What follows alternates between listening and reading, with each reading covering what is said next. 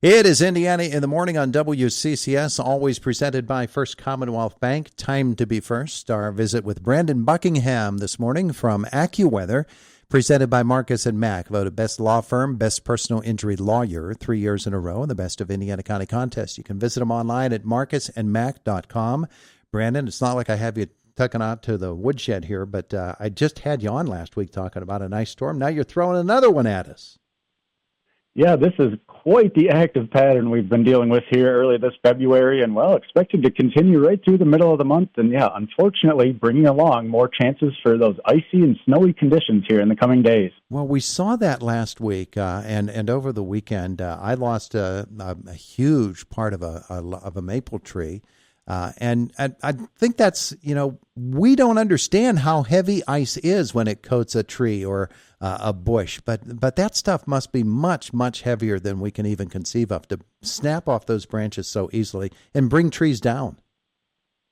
Yeah, absolutely. It's pretty amazing once you get kind of beyond a quarter or so of an inch of ice, just the kind of rapid increase of damage that you can see done by these storms. Yeah. All right. So let's talk about how it is that we get ice storms, and because you're right, we're in a pattern of them right now. What's happening that allows that to be?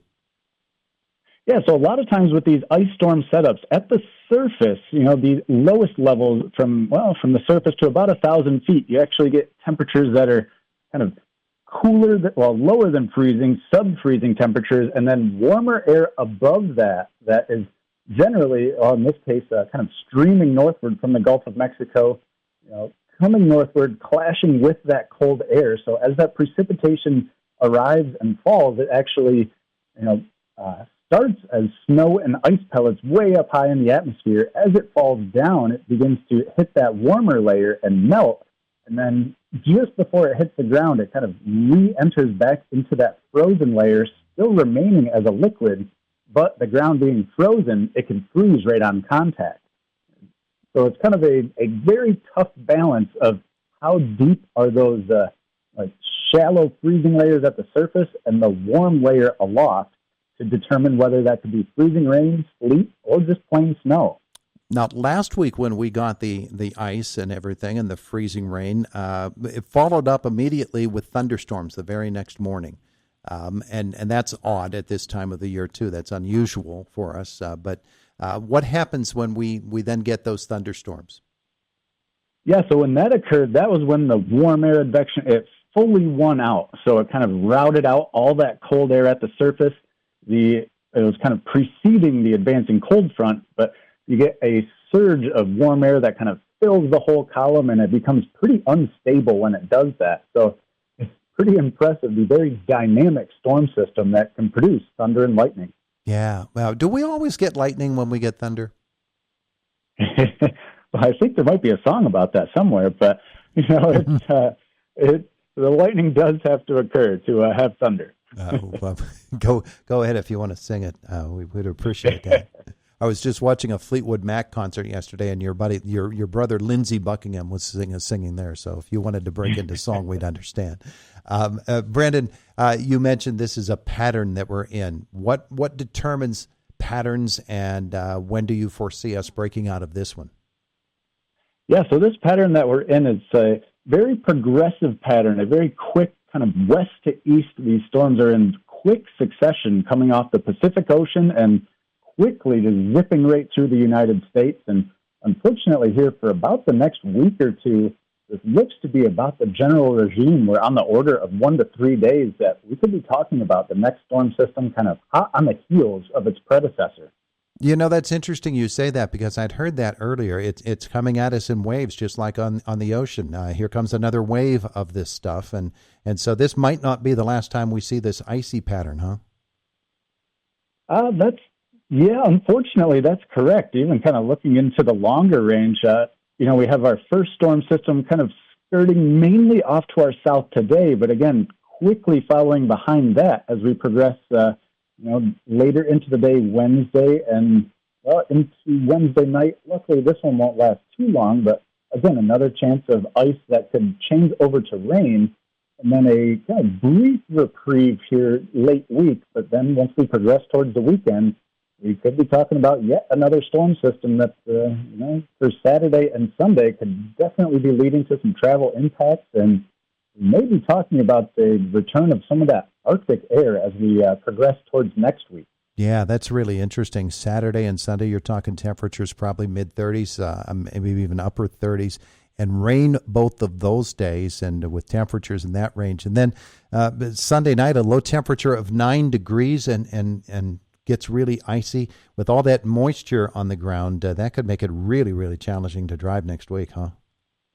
Yeah, absolutely. And one other big concern with these fluctuating temperatures, there's a lot of ice on rivers and creeks, too. And with these fluctuating temperatures and then a snap back to that colder air, higher concerns here arising for these rivers and creeks to potentially jam up as we head into next week as well.